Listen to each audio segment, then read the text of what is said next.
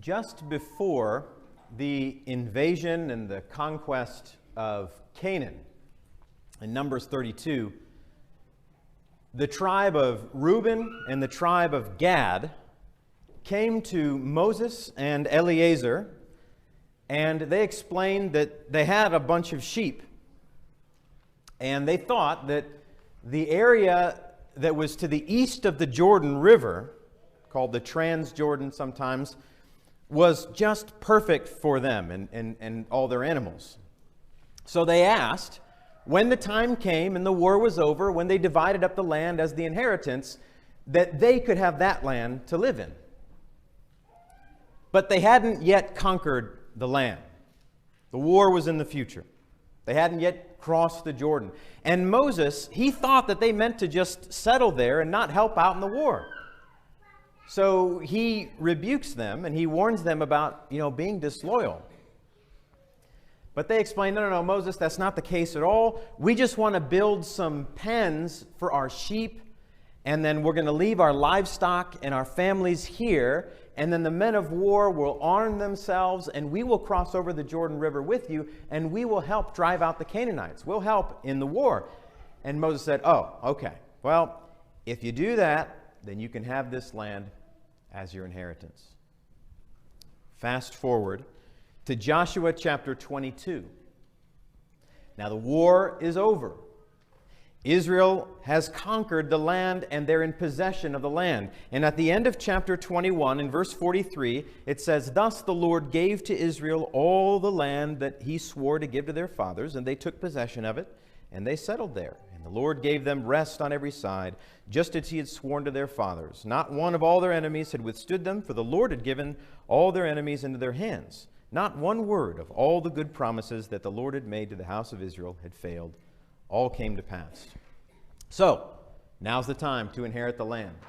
Those eastern tribes, Gad and Reuben, in addition to the half-tribe of Manasseh, they go across the Jordan River to settle in that land that was agreed upon already.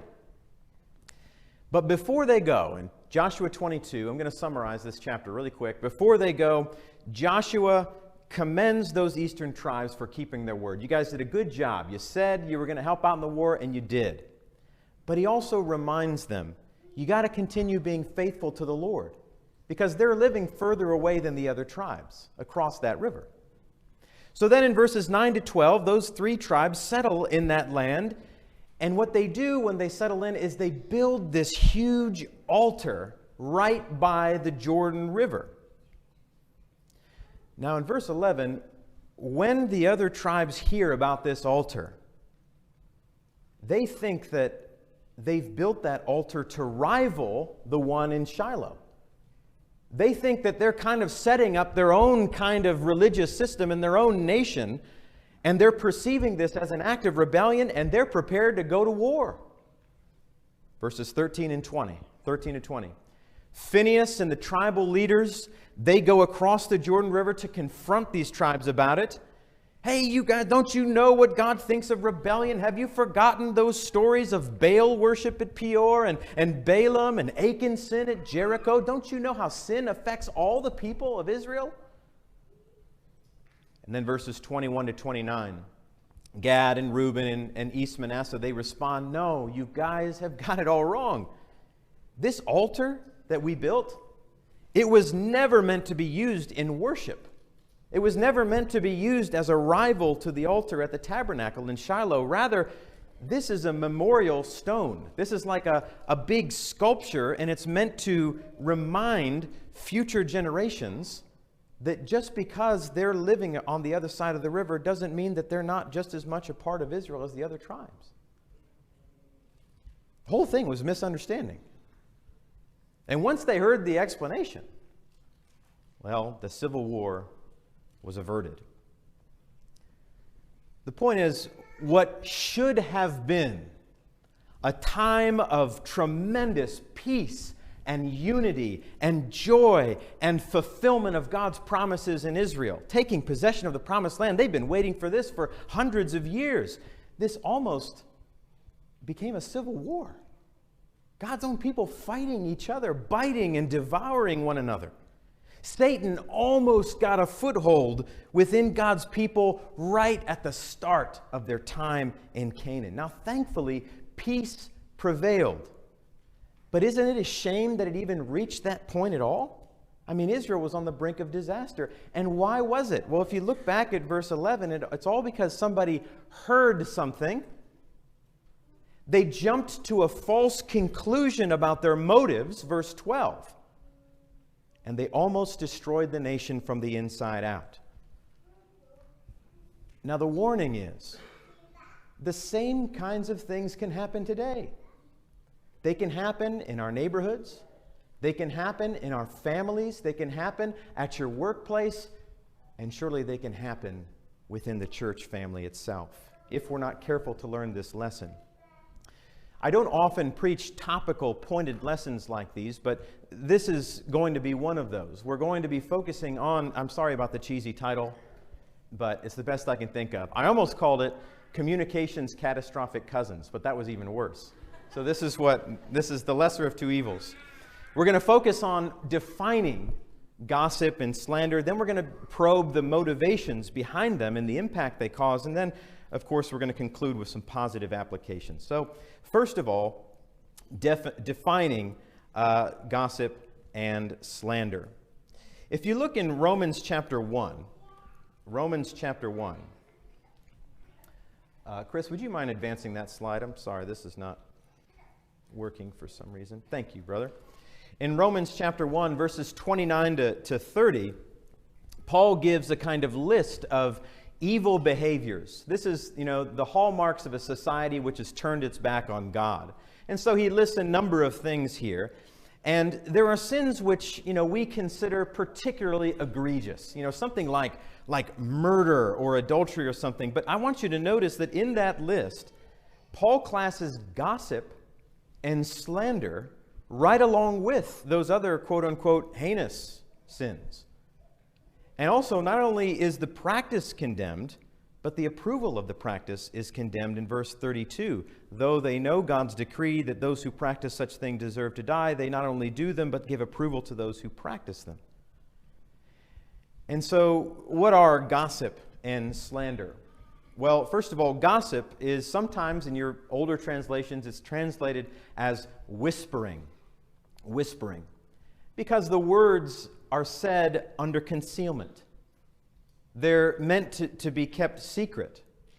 And so usually when you're gossiping, you're speaking about somebody without them knowing it and without them present to defend themselves. And now gossip is not necessarily talking about, spreading rumors or spreading false information. It might be that, but gossip may include accurate information. It might include telling the truth.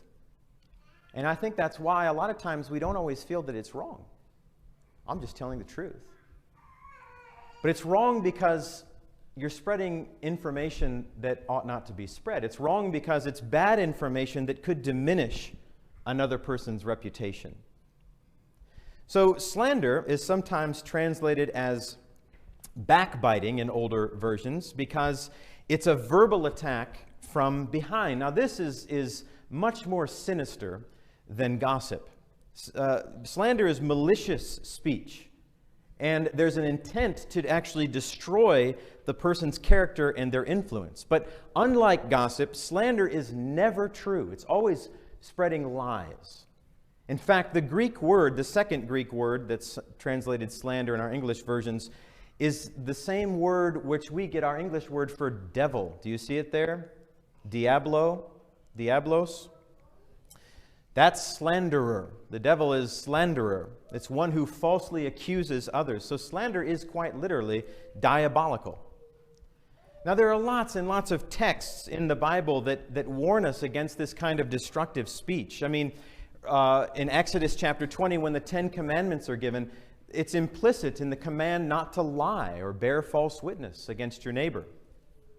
And in the context of love your neighbor as yourself, this verse pops up, right? Against being a talebearer or a slanderer among the people. It jeopardizes your relationship with God in the Psalms. O Lord, who shall dwell on your holy hill? Psalm 15. He who speaks truth in his heart, who does not slander, with his tongue. It is one of the 7 things in that list in the book of Proverbs about, 7 things that the Lord hates that are an abomination to him. Well, a false witness, one who breathes out lies, one who sows discord among brothers. And of course, it's forbidden, in our relationships in the church family. That we're not supposed to be speaking evil against one another, because then we're essentially exalting ourselves to the position of judge above the law. So I think our conscience, too, just agrees with what Scripture reveals about this thing. This is nasty. This is evil stuff. Nobody likes being gossiped about. Nobody likes having their name and their reputation slandered. And most of us don't like being around people who do this kind of thing. So that's what it is. Well, why do people do it? Let's talk about the motivation for a bit. Well, gossip and slander are essentially forms of social control. It's weaponizing speech to lower somebody else's status. That's essentially what you're doing. So just an example that we can all understand is the news media, right? I mean, these people trade in gossip and they trade in slander. And no matter what a media outlet tells you their job is, the feature that draws viewership or viewer interest or membership or whatever to their feed or their channel or their paper is how their reporting either raises or lowers particular people or groups. And so if you watch a lot of really right-wing media, a lot of what you're going to be hearing and seeing is they're going to be destroying the libs, right? And if you watch a lot of the left-wing kind of stuff, well, a lot of the stuff that they're going to choose to report on is meant to destroy, those hard-hearted conservatives. That's what we see. So what media corporations do on a large scale, we might even do in our own personal lives on a smaller scale. So why do we do that? Why do people do that? Well, there are lots of reasons, but here are a couple. How about just self-righteousness? We exalt ourselves. Now, of course, it never works. When you badmouth someone else, we never get bigger by making someone else appear smaller. It might look that way to us, but to everyone else, it looks pretty pathetic when you just tear someone down all the time. But it makes us feel morally superior.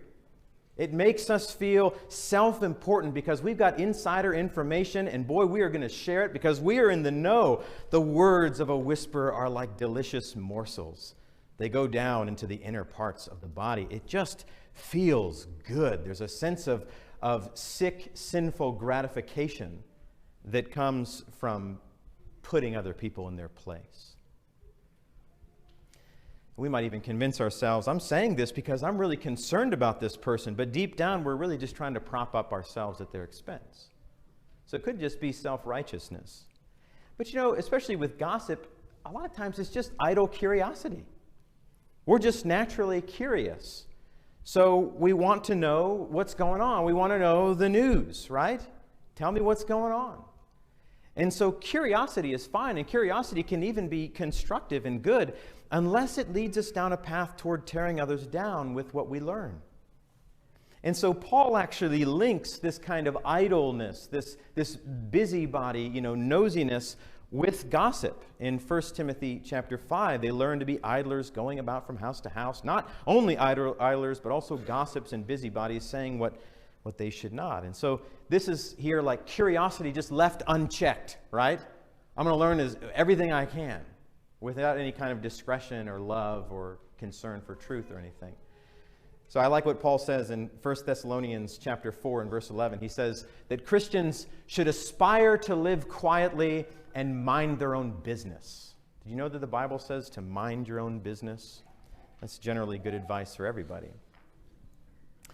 Or it could just be cowardice. I think a lot of people slander because they're cowards. Whispering about people behind their back, it's a way to avoid any kind of accountability, isn't it? We do this because we don't want to be questioned about our motives. We don't want to be questioned about, well, what proof do you have about that? And to accuse somebody face to face, well, that would require courage. That would require love. That would require integrity and presenting some kind of evidence to support your claim. So it's a whole lot easier to just go behind someone's back, find a sympathetic ear, and just spread baseless claims. Now, not only is this cowardly and unloving, but it's also intellectually dishonest and it's lazy. A dishonest man spreads strife, and a whisperer separates close friends. Another reason why we may do this is because of our prejudice. You know, prejudice is pre-judgment, judging before you really have all of the facts. And so sometimes people do this when they've already kind of made up, their minds about who this person is.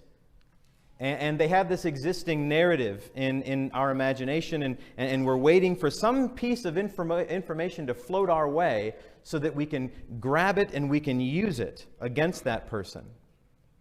And a lot of times when we just expect the worst out of people, we're really blinded to the truth about who they really are. And we're more willing to lose our integrity and twist the facts against that person and cast them in the worst light possible. And so Jesus, when he says, "Judge not, lest ye not be judged," he's not saying don't make any kind of judgments. Later on, he says in John chapter 7, don't judge by appearances, but judge with right judgment. And I think just one more reason here is out of spite, out of malice, because they really hate this person. And some revel in the downfall of other people. And if our cancel culture has taught us anything, it's how easily a reputation can be ruined. The truth has nothing to do with it. All it takes is just voicing one unfounded accusation, and someone's life could be ruined. All who hate me, David said, whisper together about me. They imagine the worst for me. Now, like all sin, it's harmful, it's destructive. It brings death and poison into God's world. It doesn't cultivate life, it destroys life. It doesn't make us more human, it makes us less human. And gossip and slander is no different. It harms us, it harms the person who's listening, it harms the person we're slandering against, it harms everybody. Here are just a couple of things I was thinking about this week. It erodes trust. It destroys morale when there's this kind of environment of suspicion and hostility. It brings into question the sincerity of friendships. If this person is speaking against someone else to me, well, then it's going to lead me to think that they're going to talk in the same way about me when I turn my back on them. Do they really love me?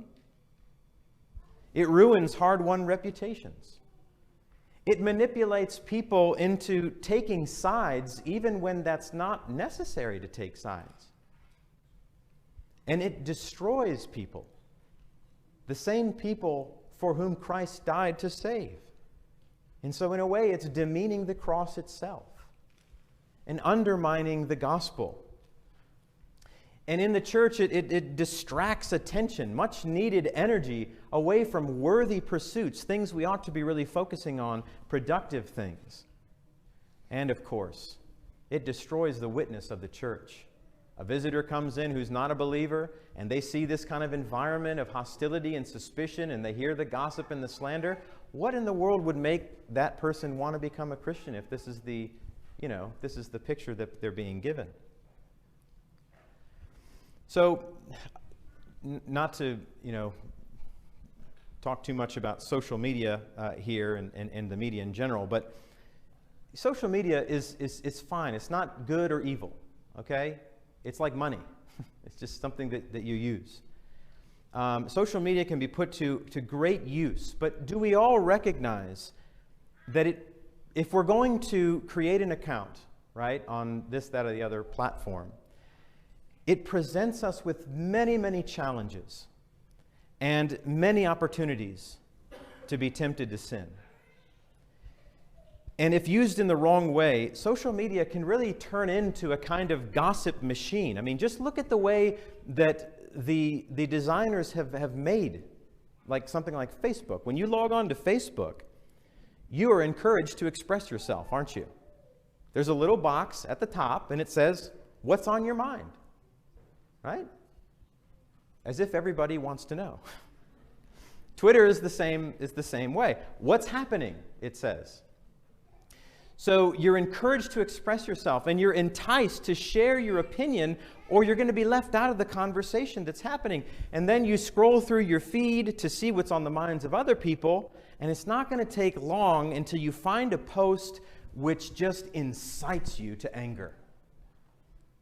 And then you feel threatened by this perceived rival who is, presenting a worldview that you think is wrong, and he's trying to lower your people and your status.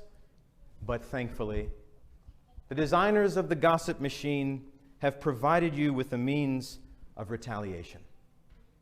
Because there's that little box at the bottom that says, "Reply." And then you reply, or you can, put something on your own page, your own account, and then the designers of this gossip machine, they reward us with the pleasure of receiving likes and retweets and shares, and then that dopamine-driven rush that we get by having all of our biases confirmed publicly. But if you really think about, the impact of social media writ large, across the last decade or two, has anyone ever been persuaded to vote differently based upon a meme? Has anybody ever been persuaded to re-examine their worldview because of some kind of witty retort that someone posted on social media? I think the only people who respond positively to that kind of communication, they're the people who already agree with you. It's your own tribe, right? Whoever the us is in your life. And so what you've got is this kind of echo chamber with two sides even more deeply entrenched than ever, because they're not willing to actually have an even exchange of ideas and hear somebody out. You think abortion is right? Can you explain your viewpoint to me? Can you tell me what's at the heart of your decision? Because, brother, I disagree with you. I think that is a terrible thing, and let me explain my view, and we can have an even exchange of ideas. But that's not what's happening. Well, how can we avoid gossip and slander? And why am I preaching this sermon? By the way, I'm not preaching this sermon because, I heard about this or that. I've actually been working on this for a long time. When our kids were studying Joshua 22, months and months, you guys remember this, the teachers? At the beginning of this quarter, I read this story in Joshua 22. I was like, I forgot about that. And so that's the seeds of this lesson. It's not anything in particular, but this is a great time at Dulles. This is a beautiful time, you guys, of spiritual peace and prosperity and growth for this congregation. Think of all the things that God has brought us through. An epidemic and all of the restrictions that the government has placed upon us, the civil unrest and the racial tension hasn't divided our church. It's made us even stronger. So death and disease and so many other things that we've had to come to grips with, and God has brought us through all of that, and He's made us stronger through all of that. It's a lot like what Israel experienced when they came out of that wilderness wandering, and now they're ready to take possession of the land. God is doing great things among us, and for that reason, we know the devil would want nothing more than to insinuate himself in our communication, in our conversations, and destroy us from the inside out. So what can we do to avoid this kind of communication and work to build up the body of Christ? 3 simple things, and they have to do with our ears, with our mouth, and with our hearts. Very simple. First of all, refuse to listen to destructive speech. Now, obviously, we never want to be doing the devil's work for him, but we also don't want to enable those who do. Because that's really what keeps a rumor and what keeps gossip alive. If every person refused to give an ear to gossip and slander, well, then it wouldn't happen. It would stop. It's like the proverb says, for lack of wood, the fire goes out. And where there is no whisperer, quarreling ceases. So when we hear a conversation that's kind of tending toward this, slipping into gossip or slipping into slander, then just refuse to allow it to go any further until that person being talked about is present. Can we bring him or can we bring her in here? And do you have any kind of evidence to support this? Is it okay if I go and talk to this person about this? Now that's going to take courage, and that's going to take love and wisdom, but it will cover a multitude of sins. It will protect everybody involved. It will protect you, the listener. It will protect the speaker from sinning, and it will protect the person being spoken of against. Proverbs 11:13, whoever goes about slandering reveals secrets, but he who is trustworthy in spirit keeps a thing covered. Therefore, do not associate with someone who's always opening his mouth. The opposite of a slanderer is an advocate, right? The devil is slandering us before God, saying false things to accuse us. But Jesus is in heaven advocating for us. Let's be more like Jesus. Let's love our brothers and our sisters, and let's protect each other's reputation and good name by being careful how we hear with our ears. And the second thing is, let's resolve to use only constructive speech. Let's really make an effort to do that. 1 Thessalonians 5:11, therefore encourage one another, build one another up, just as you are doing. Or the passage that Alan read in Ephesians 4:29, let no corrupting talk come out of your mouths, but only such as good for building up, as fits the occasion, that it may give grace to those who hear. Now this doesn't mean, of course, that we're forbidden to ever speak negatively or to ever criticize another person, or that we should never voice any kind of disagreement. But if we have genuine concerns about someone's behavior, our first response ought not to go to someone else and talk about that person. Our first response should be to go to that person, as Jesus taught us to do. If your brother sins against you, go and tell him his fault between you and him alone. If he listens to you, you've gained your brother. Do you see the love in that verse? You're protecting that person from public shame and disgrace and giving him an opportunity to change his ways. So the rule is to always speak the truth in love. There's that balance that Paul gives us in Ephesians 4:15. And I just think how our relationships would improve if we just followed those two simple steps, right? Refuse to listen to destructive speech and resolve to only use constructive speech. Your job would be a whole lot more fun. The family, your environment would be safer, would be better. The church family would be better off for it. Easier said than done, perhaps, but this is the will of God, right?